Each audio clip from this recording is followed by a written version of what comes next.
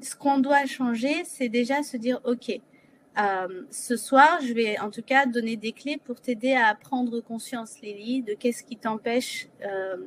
Les coachs, généralement, le développement, personnel est là pour nous aider à prendre conscience de qu'est-ce qu'on doit travailler en fait. Quelles sont les croyances inconscientes que j'ai à travailler. Par exemple, plus tu vas dire, bah, moi, j'aimerais gagner, allez, 1 million, et plus ton ego, ton inconscient, et ton ego va faire remonter des pensées en disant non mais n'importe quoi, c'est beaucoup trop pour toi, par exemple.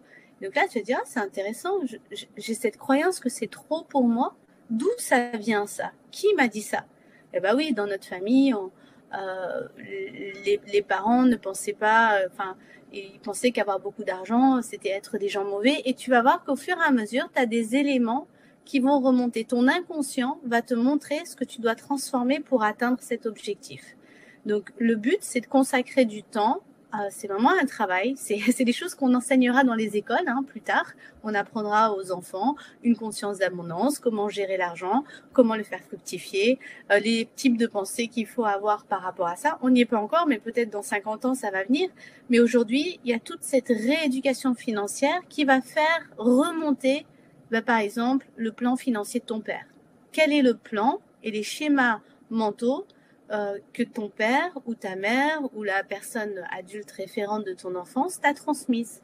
Qu'est-ce qu'on pensait de l'argent à la maison? Comment ton père il réagissait quand tu lui demandais quelque chose?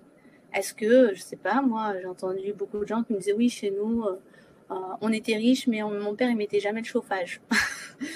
Donc la fille, elle comprenait pas en fait. Ça lui a fait un bug. Ils avaient de l'argent, mais comme lui, il avait encore ses patterns, parce qu'on peut être très très riche. Et j'ai vu des personnes multimillionnaires vivre dans des villas et n'allumer qu'une seule pièce de chauffage, ou ne pas allumer les pièces dans la maison parce qu'ils voulaient pas payer cher les factures d'électricité, parce qu'ils avaient le plan financier de leurs parents en fait.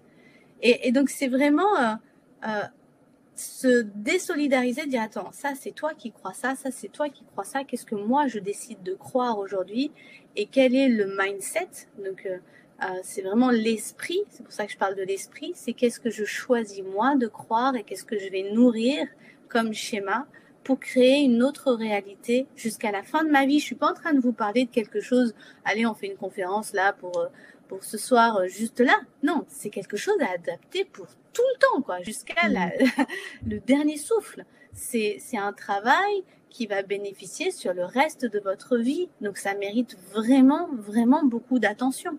Parce que c'est une énergie pour le moment dont on a besoin sur Terre. L'argent existe.